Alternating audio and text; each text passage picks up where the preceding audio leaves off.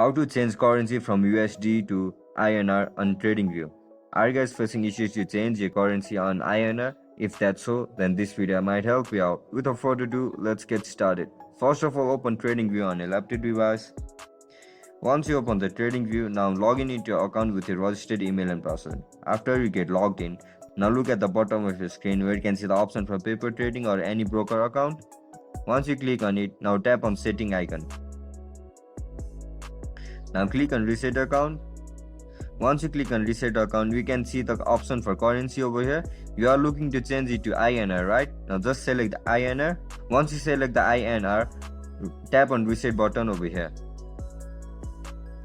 So as you guys can see, our currency has been changed to INR. If you guys found this video helpful, don't forget to like, share and subscribe to our channel. See you in the next one. Bye bye.